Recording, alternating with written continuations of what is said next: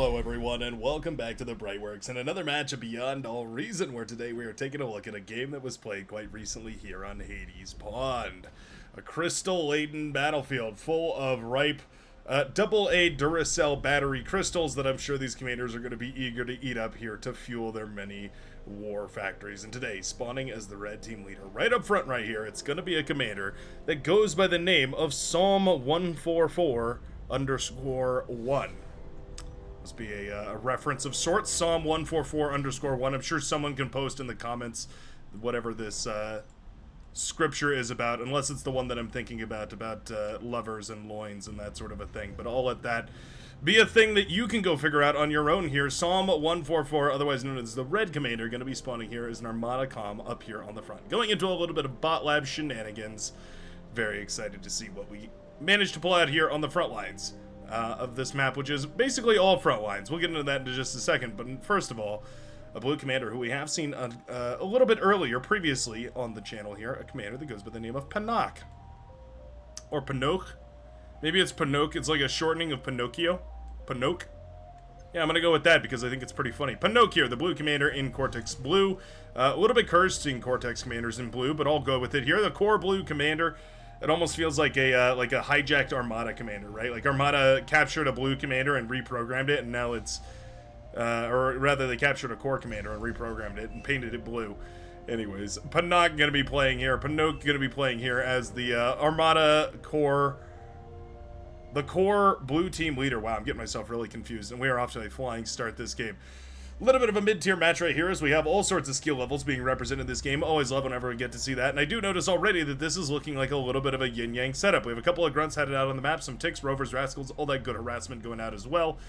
But I do notice that the red and yellow commanders are up on the northern side going up against, well, they have the lavender commander. They also have Elite Noob 13, who is the cyan commander. So at the very least, there's a little bit of experience, a little bit of skill up there to try and help with the defense, but certainly a lot more crammed into this northern side here for the red team. And likewise, on the southern side, with the blue and purple commander going up against the brown and hot pink, we have a very similar situation. Okay.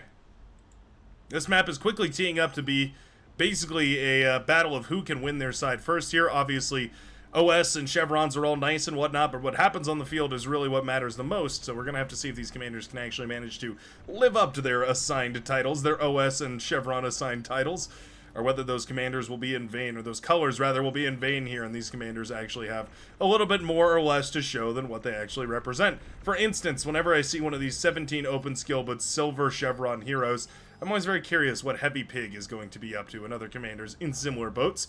Heavy Pig going to be playing with some vehicles right here on the front line. We do have a couple Shuriken doing a lovely job of paralyzing this. That's actually a great catch right there. Yeah, you know what? Allowing the pawns to jump on top of those early incisor tanks is huge. It might not seem like a lot, but early incisor kills like that, and especially if you can manage to kill one of these bad boys, the early brutes, think about it in terms of total metal that's been produced relative to the amount of metal that just removed, right? So this is 235 metal. If you manage to kill this without losing anything yourself, it's a crazy positive trade. Well, there we go. One blitz is atomized. At the very least, though, a silver lining for the green commander. We scouted both of the comms here on the enemy side and didn't give over any metal. Alright, I'm here for it. I think this is looking fabulous here. I like what Heavy Pig is already doing right now. We're moving a couple of those blitzes around, trying to find whatever value we can. We're already into the back line, so if we split these up, we might be able to find a kill or two. Metal Extractor doesn't quite kill this blitz. Orange Commander pings right here to alert the brown comm that there are units headed on over, just like Red Rover, and there we go. Yeah, Blitz is snagging 2 Metal Extractors. They'll need a little bit more than that in order to get their value worth, but you know what? Even the fact that those went down and they're going to be a while to replace, maybe that's the value that they needed in and of themselves. They will be shut down here by the Pink Army and the Brown LLT, but not before, doing quite a decent amount of damage. Alright, there we go. Constructor does move out to rebuild of those. That's good to see at the very least. But a nice little bit of damage. Yeah, a little bit of aggression, and it goes a long way. Elite Noob 13. Setting up some of that static defense. We already have a couple of missile trucks.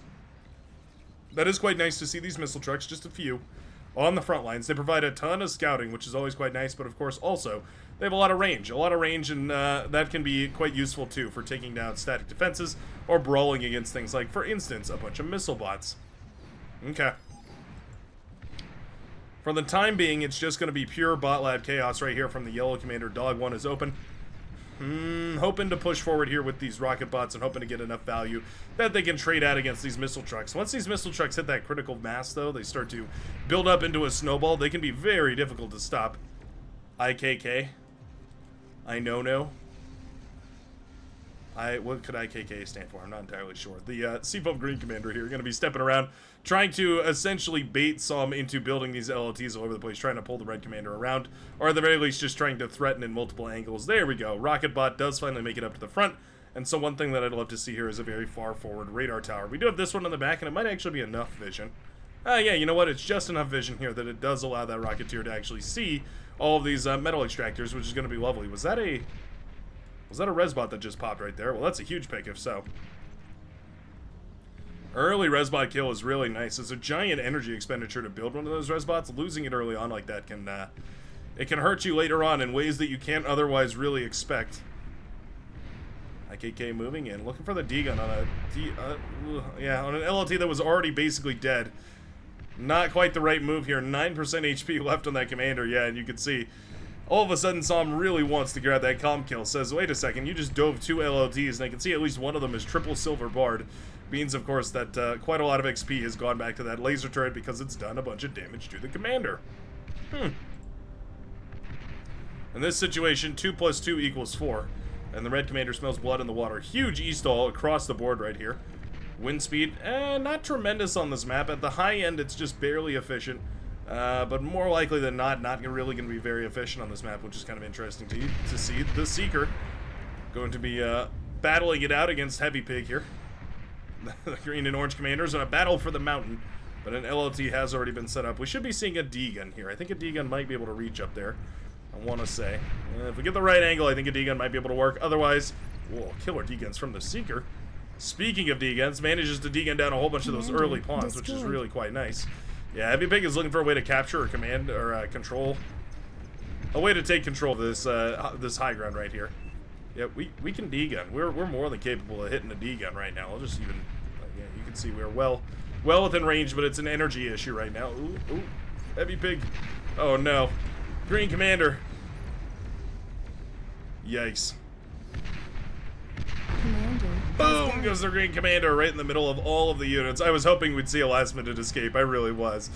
But the Green Commander does get lasered down by stepping just a little too close to the sun, doesn't respect the LLT, doesn't fire off the D-gun, and most importantly of all, doesn't make it out alive, as now the corpse is going to readily go back towards the Orange Commander with a nice little donation of an extra 32 metal or so from those pawns. That is a huge boost to the orange economy. What are we going to do with it? We can always, of course, just start up medium tanks. No, we're just going to go straight into T2. All right. It's a big move, but it's a big move for a big player. The Seeker playing right in the midsection here and does have the advantage, at least for now. This is the kind of advantage you use to press the game into a win state. I love it. Gotta be careful. If all this collapses and you lose all these tanks, you'll lose more than the metal you got from that Commander Corps. Important to take favorable trades from here on out, because once you start that T2 lab, you are in a vulnerable way for quite some time. You have to basically deconstruct this lab, stop all unit production, basically stop all of the eco expansion as well. But I think we are going to get away with it. Yeah, the red line is just looking fantastic. There's not enough force here, no matter how you slice it, in order to push back. So for the time being, the Seeker and Lochthar Ogar, the Maroon and the Orange Commander, are going to have a nice little hold right there. Panok pushing very aggressively on the front lines here too, though. Yeah, we do have those missile trucks, and of course the missile or the rocket bots are quite nice as well. About 4% HP, shaving off a commander with every one of those rockets that does connect. They can fire from such long range too, at least for T1 standards anyway, so they can trade really nicely against a lot of this stuff here. Case in point, there goes one of those medium tanks. Orange State steps up to the plate here to try and duke it out, but it is a rough battle. Northern side looking pretty rough here too. Looks like the Cyan Commander did fall as the Yellow Commander eats up that corpse and has a lovely time of it. Manages to feed the war machine here, and I'd be surprised to see anything other than T2. And indeed, we have it in the back line. T2 Laboratory starts up right here. We are preemptively eating up this lab. We actually need to be careful not to overflow a bunch of metal here. 620 metal coming back in, and we're just under the threshold here where we're going to start overflowing. So nicely done by the Yellow Commander. About 25% of the way done, and you can see that metal being shot into the laboratory is going up rather quickly right here. So again, a little bit risky for the Yellow Comm, sure, but well worth the risk to have those T2 units, and more importantly, that T2 economy up and running a whole lot quicker. What else can we do about this front line? Lu Segai 13, Lo Sagi 13, the powder blue commander here, realizing his teammate is going for a gauntlet, is forced into full retreat, as this gauntlet is quite readily going to be overpowered here. We have a couple of Wolverines, a lot of Shell Shockers, plenty of firepower here to deal with all this. We also have the missile trucks, which means that Shuriken are not going to be particularly effective right here. Well, okay. Just a nasty trade right there as these riot tanks blast apart all the missile trucks that were clumped together. I have zero faith in this gauntlet ever achieving any kind of value. All the air units are forced back right here as those missile trucks go on a rampage, firing away wherever they can, left, right, center, up, and down. Every one of their missiles that does connect chips off a little bit of that armor plating, a little bit more than it used to. And, you know, sounding like a broken record here because it's quite a while back that this change was made. But yeah, they no longer have any kind of tracking. Instead, they do a little bit more damage. Early Tsar on the field. Banisher tank as well, going to be quite nice for dealing a bunch of single target damage. The Tsar is kind of the hybrid between the both, right? It does a bunch of damage, but it also has a huge AoE. For that, though, you have to pay an extra 650 metal over the Banisher. Actually, cheaper on energy cost to build a Tsar than a Banisher. Isn't that funny? The price you pay for being able to shoot up. Ooh, Orange State is feeling it, Mr. Krabs.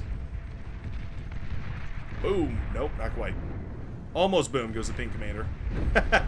So close. Oh, there we go. Boom goes the Pink Commander. Very, very nice. Oh, D-Gun. Okay, D-Gun does go down before the Brown Commander falls here as well. All right.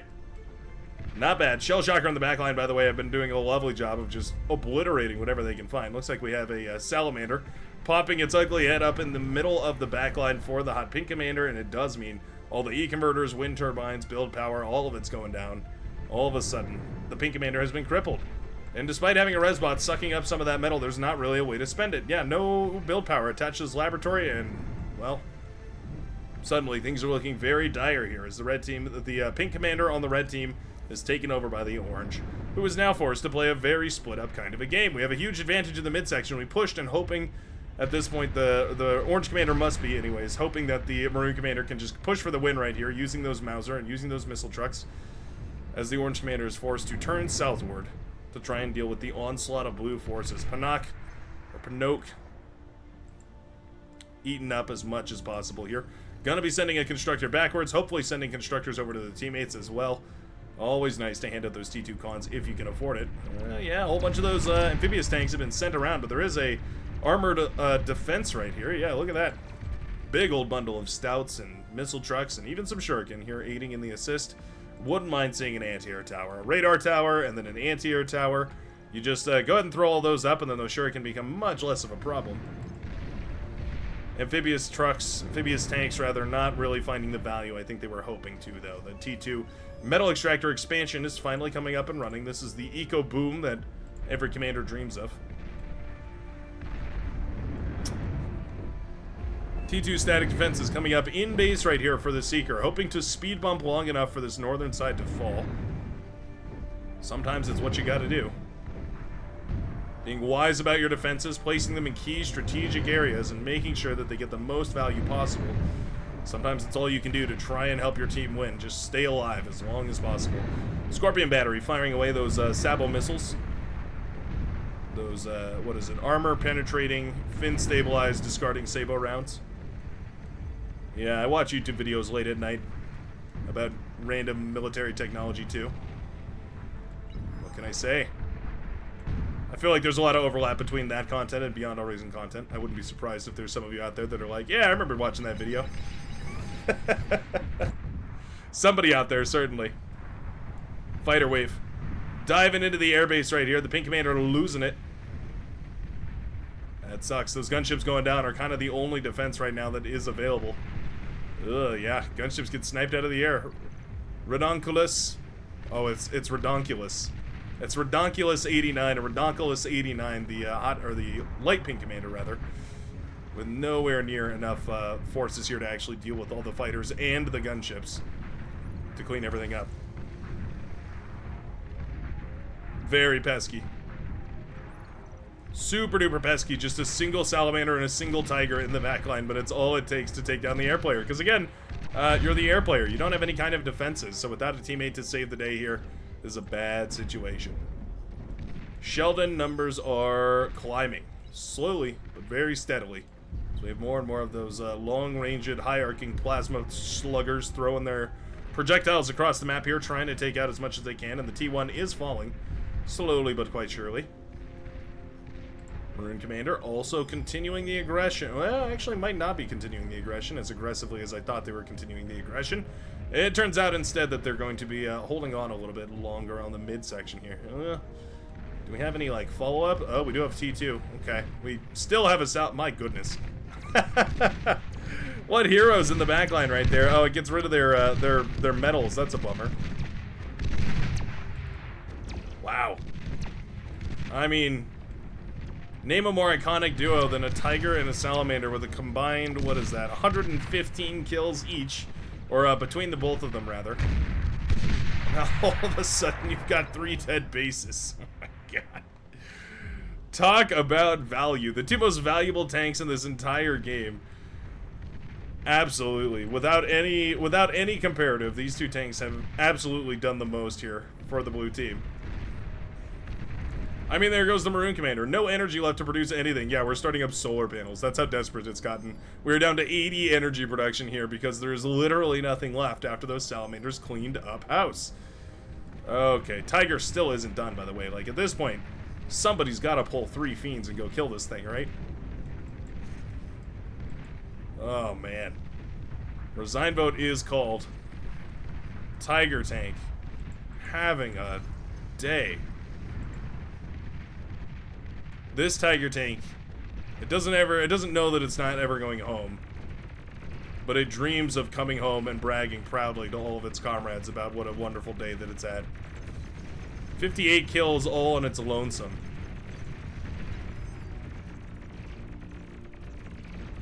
You know, every once in a while, every rare moment, there's a unit in Beyond a Reason. Look how fast that thing shoots. Every once in a while, there's a unit in Beyond a Reason that deserves the highlight. And it's got to be this tank, right? I mean, the sole survivor with 4% HP and firing now like a Gatling gun. Those Tiger cannons, those dual impulse Tiger cannons, making wonderful work of everything that this poor red team has spent so long building up. Bombers, by the way, take out the laboratory. I was so hyper-fixated on this Tiger tank that I forgot to mention that there were bombers on the way, and now they're going to find the red base, or what's left of it anyways. Not a lot to bomb after that Tiger has had its way with the base. Now the bombers are going to head towards the yellow facilities instead. All of a sudden, you know what? We do have ourselves a little bit of a blowout. The northern side has been crumbled. The fiends do make it into the backline. Running in the competition here for who can destroy more eco with the fewest units in the backline. The fiends are making their way through the air player's base. The air player, meanwhile, bombing the commander that's killing him. If that isn't poetic, I don't know what is. A little bit of pre-revenge right here by the green commander. Has died. That's the green commander exploding mid-base. Bombers have been shot down. Okay. Hey, I mean, we've stabilized here. The flak turrets have been... Well, the flak turret, I should say, has been very useful.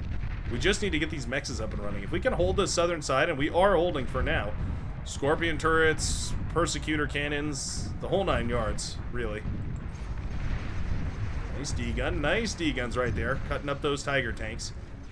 It's the kind of efficiency you need. I love this, though. The blue commander moving around and claiming the metal extractors is so funny. We should probably honestly just trade out at this point. The Seeker would be well within their glorious right to just trade out right here. Wow, it really doesn't matter, does it? All of a sudden, the Sheldon follow up the Fiend attack, and they have just enough. I mean, it's not a ton of Sheldon, not as big of a Sheldon ball as we've ever seen, but it is definitely enough to all of a sudden be too much for the blue team to handle. Coming down from the northern side in a little bit of a pincer maneuver. Oh, there's that trade I was just hyping up right there. A lover's embrace between the orange and blue commanders as they, the end of that commander's expansion plans are thwarted. At least easy expansion using that commander. There we go. Sheldon firing away here. Medium tanks should be on the hunt here to try and kill these Sheldon. If we can shut down these Sheldon, then the aggression is largely thwarted for now. We do have a single sharpshooter and some welders moving in. We have a starlight as well. Sharpshooter should be wonderful for taking out a bunch of these static defenses. Pretty much requires one shot for anything. Most T1 buildings it's going to kill in a single blast. Or construction, there we go. Turn to a fine atomized mist as it launches a it's less than an eighth of an inch, the radius of the little projectile, the little penetrator projectile that it fires. Self-destructed. Self-D on the commander on the northern side. What are we gonna like reclaim it for T2, I guess? Okay. We have boats, by the way. I do see boats on that northern side. Kind of pushing back on this southern side here, actually. Yeah, forces were all dedicated up north, but it means that there's no reinforcements. Hey, look at that. Purple commander does fall. Wait a minute. Wait a minute. The last remaining commander for the blue team is hanging out right here. Lou Saggy needs to move backwards. Oh, no. We're diving in. Those are lightning tanks, my friend. You cannot fight the lightning tanks. Let alone the bull tanks. Okay, we are cloaked at the very least. Lightning tank will discover the commander just barely. Oh, I thought we pinned the commander in place with the corpse somehow. Yeah, this front line is falling to pieces, though. Those Quaker, man, doing so much damage. Quaker have got to be, stylistically anyways, one of my favorite Cortex units. The Shiva is looking beautiful nowadays as well, but the Quaker, I guess what I would say is the Quaker looks to me the same way that all the Legion units look to me, which is to say very well styled. Somebody put a lot of attention and care and love into designing the Quaker as it is now, and I've got to respect that. Lightning tanks, yep, they smell that E-converter there.